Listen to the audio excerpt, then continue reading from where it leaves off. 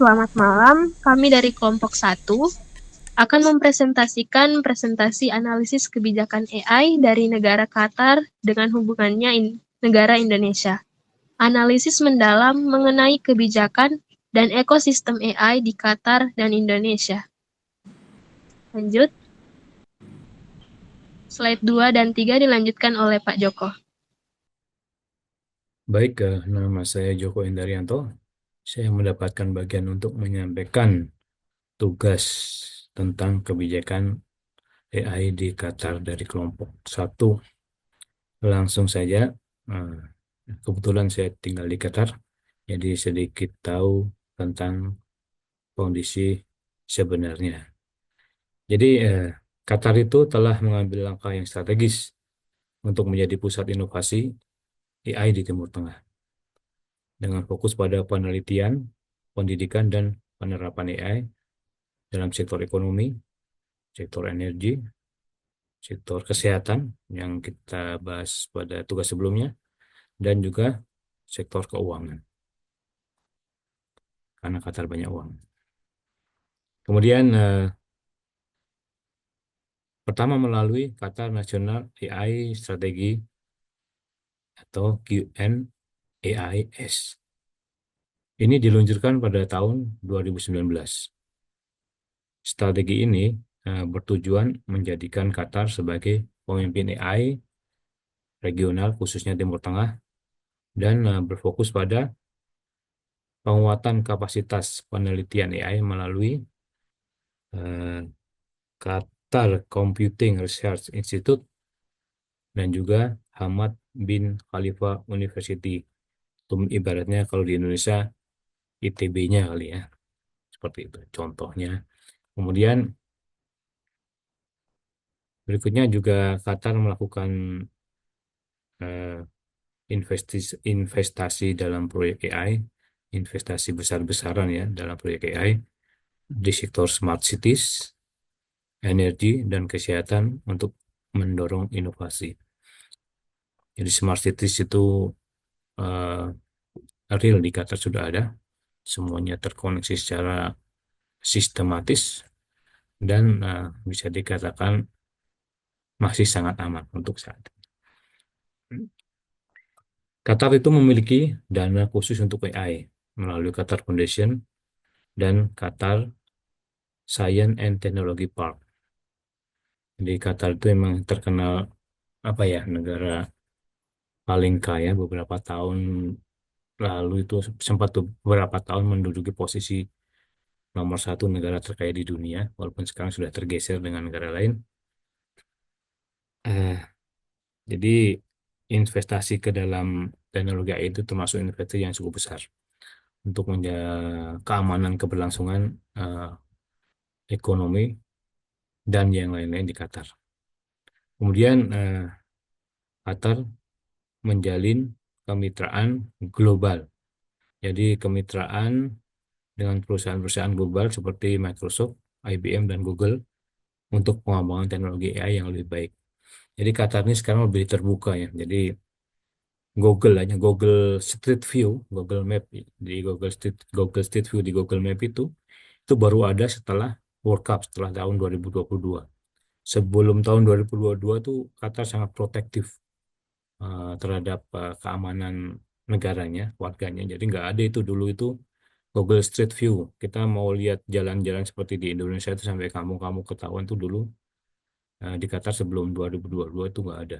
Setelah ada World Cup, setelah ada uh, teknologi AI ini yang lebih komprehensif, lebih bisa di preventif untuk keamanannya, mulai dibuka lah. Jadi ada sekarang ada Google View sudah ada, walaupun untuk area-area privat itu masih belum ada. Tapi untuk area-area publik itu sudah ada. Kemudian regulasi dan etika AI. Jadi Qatar mengadopsi kerangka etika AI yang sejalan dengan prinsip OECD, AI Principles, termasuk transparansi dan privasi data. OECD itu Organization for Economic Cooperation and Development. Jadi organisasi kerjasama dan pembangunan ekonomi dunia. Jadi di situ sudah diakui, jadi sesuai dengan aturan-aturan OECD, transparan dan tetap mengutamakan privasi data dari warganya. Kemudian yang berikutnya adalah AI untuk olahraga. Penerapan AI dalam keamanan dan analisis pertandingan selama FIFA World Cup 2022 menunjukkan inovasi dalam sektor olahraga. Jadi World Cup 2022 itu termasuk World Cup pertama yang menggunakan teknologi paling canggih sepanjang masa.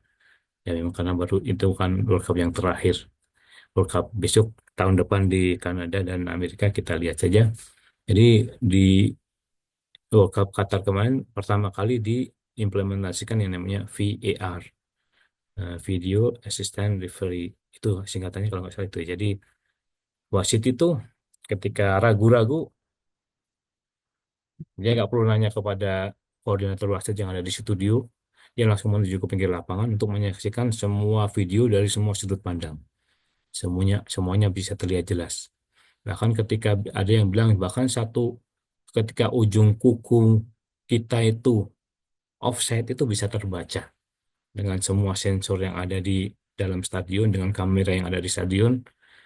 Jadi ketika ada ujung rambut atau ada ujung ujung celana kaos atau ujung tali sepatu yang posisi offset itu bisa terbaca.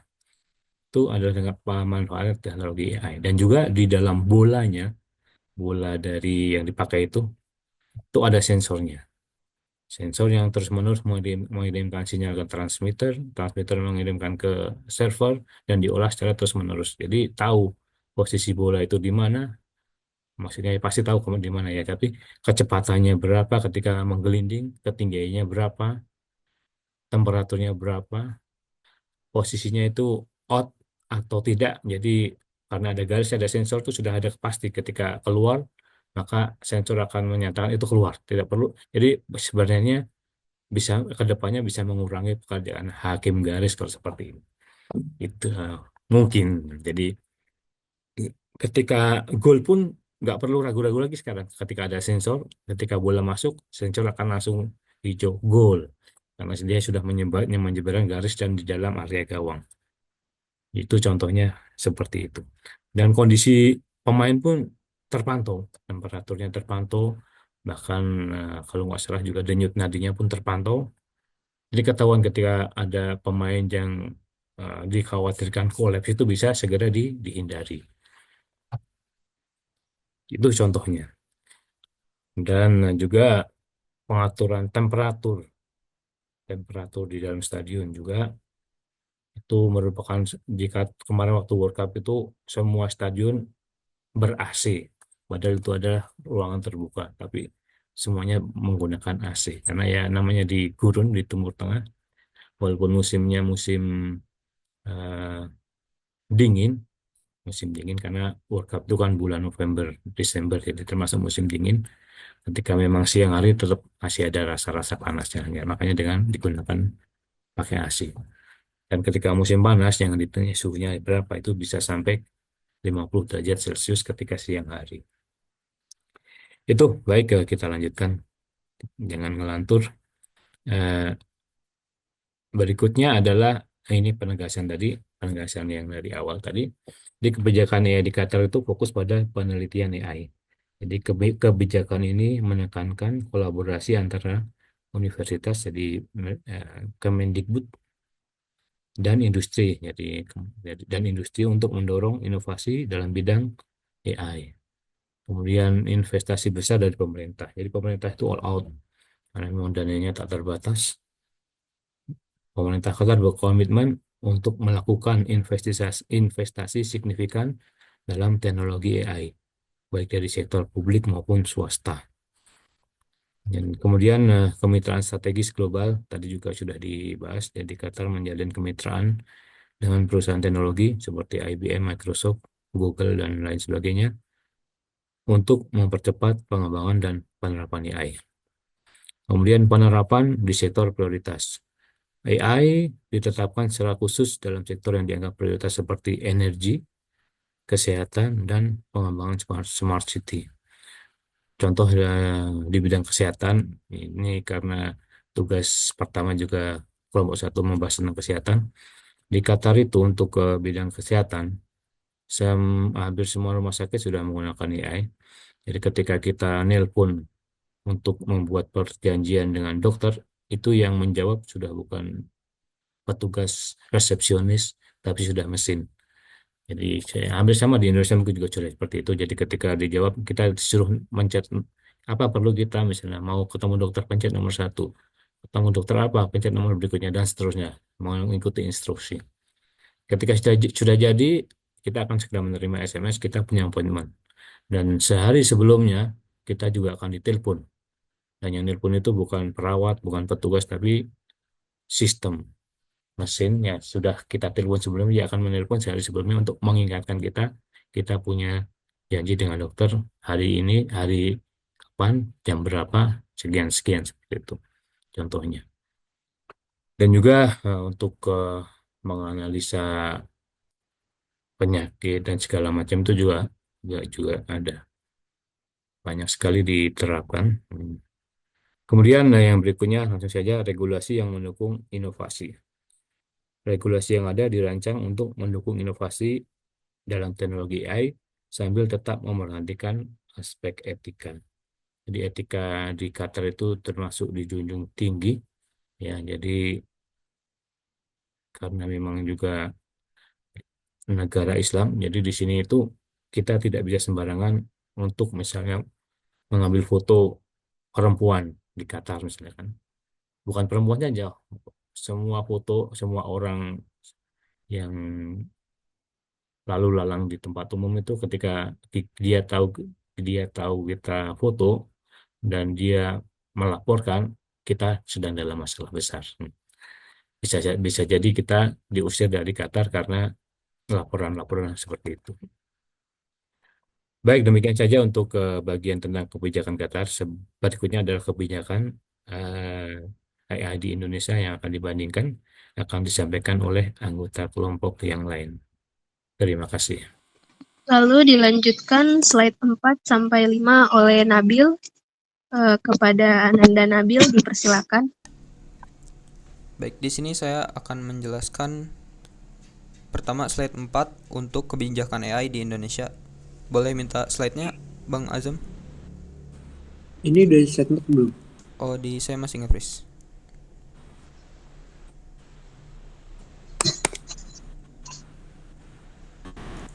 Sudahkah? Masih belum. Oh, udah. Baik, saya akan menjelaskan tentang kebijakan yang mendukung perkembangan AI di Indonesia. Yang pertama ada Strategi Nasional AI 2020 sampai 2045, disusun oleh Kemenkominfo dan Bappenas. Strategi ini fokus pada 5 sektor: kesehatan, pendidikan, pangan, smart city, dan transportasi. Namun sayangnya strategi ini masih berupa draft dan belum sepenuhnya diimplementasikan di Indonesia. Selanjutnya, nomor 2, pilar pengembangan AI. Terdapat 4 pilar utama, yaitu infrastruktur data, talenta digital, riset dan inovasi, dan regulasi. Jika ini dijalankan dengan konsisten, maka akan menjadi pondasi kuat ekosistem AI nasional. Yang ketiga, UU Perlindungan Data Pribadi atau UU PDP nomor 27 2022. Meskipun tidak spesifik untuk AI, undang-undang ini penting sebagai landasan hukum untuk penggunaan data dalam pengembangan AI. Nomor 4, Roadmap Sistem Elektronik Nasional tahun 2021 sampai 2024. Dokumen ini mengatur pengembangan AI untuk layanan publik dan industri.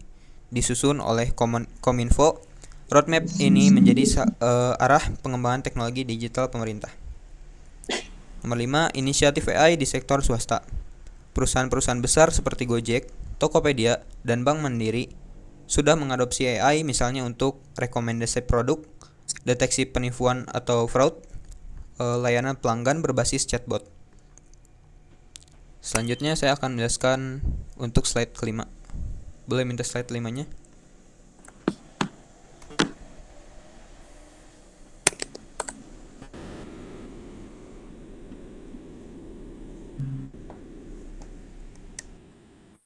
Udah ganti kah? Belum. Masih belum. Oke, sudah.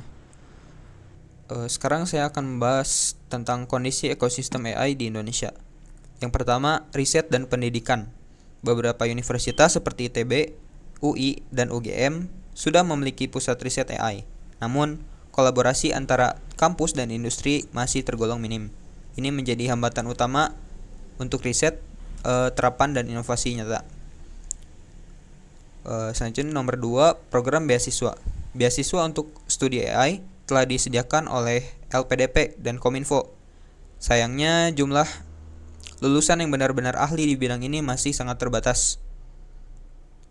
Nomor 3, industri dan startup. Beberapa startup AI lokal mulai berkembang.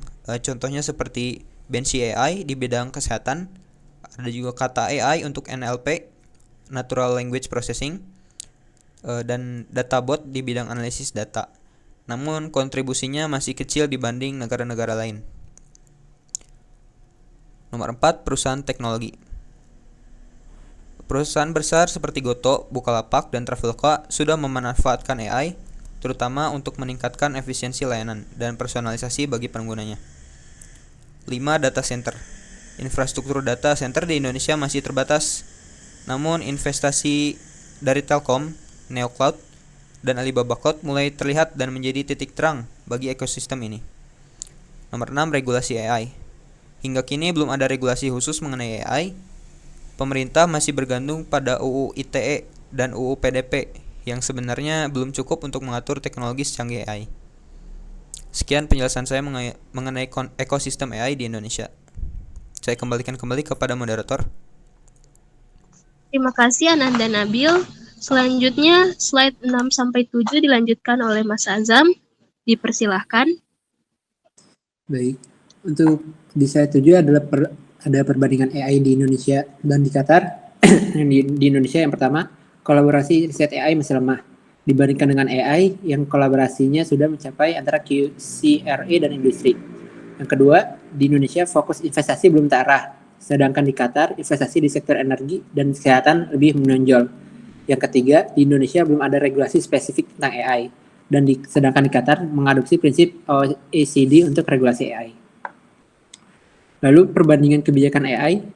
Kebijakan AI di Qatar yang pertama, pendanaan besar memiliki Sovereign Wealth Fund atau QIA untuk mendukung inisiatif AI. Yang kedua adalah sumber daya manusia, mengimpor banyak ahli AI dari luar negeri. Sedangkan kebijakan AI di Indonesia, yang pertama, pendanaan terbatas, keterbatasan anggaran nasional untuk mendanai proyek AI. Yang kedua, sumber daya manusia mengandalkan tenaga ahli lokal dan perlu pengembangan. Saya kembalikan kepada moderator.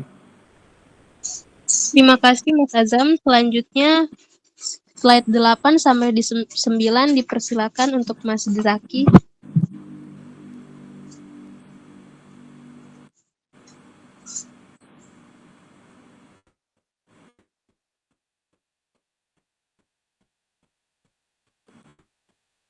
Halo? Bentar. Kayak ini tadi ke mute. Oh iya. Di sini ada Dipersilakan, Mas. kebijakan AI antara Qatar dan perbandingannya dengan Indonesia. Yang pertama, kelebihan Qatar dalam AI ialah Qatar unggul dalam bidang investasi, riset terapan, dan regulasi yang mendukung perkembangan teknologi. Lalu tantangan untuk Indonesia masih tertinggal dalam pendanaan dan pengembangan sumber daya manusia untuk sektor AI.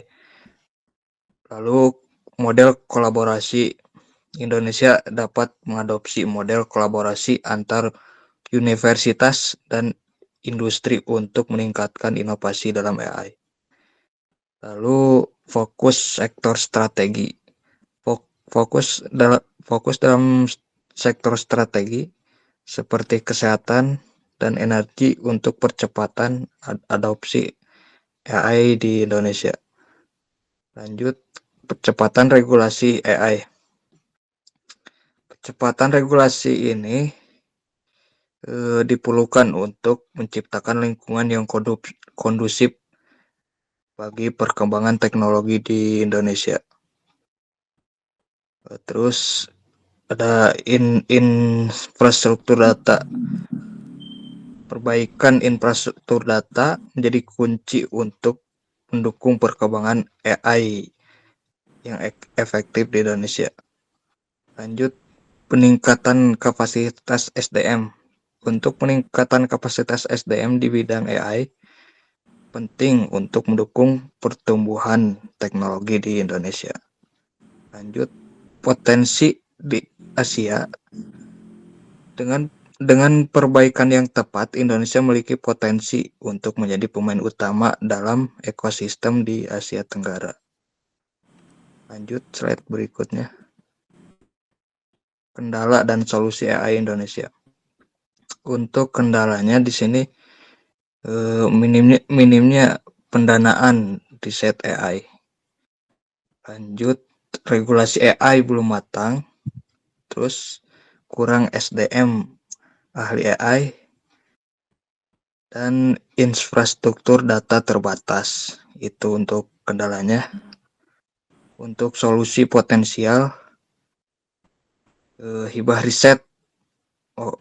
Untuk solusi potensial dari minimnya pendanaan riset AI yaitu hibah riset dari LPDP atau Kemendikbud, skema matching fund universal industri.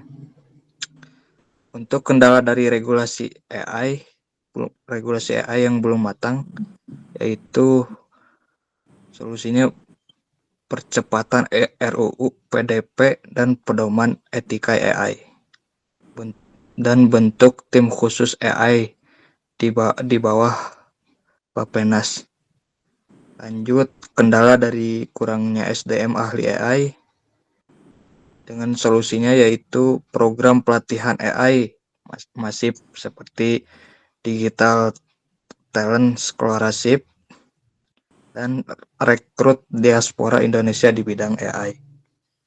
Untuk kendala infrastruktur dana terbatas yaitu solusinya dengan bangun data center nasional seperti Qatars, Corridor Cloud dan akselerasi 5G untuk komputasi edge AI. Saya serahkan ke moderator. Terima kasih Mas Zaki. Boleh dilanjutkan ke slide 10. Baiklah, terima kasih. Sekian dari presentasi analisis kebijakan AI kami. Kami dari kelompok 1 menyampaikan terima kasih. Mungkin sekian. Bagaimana ya? Oke sih. Oke, dicukupkan saja ya.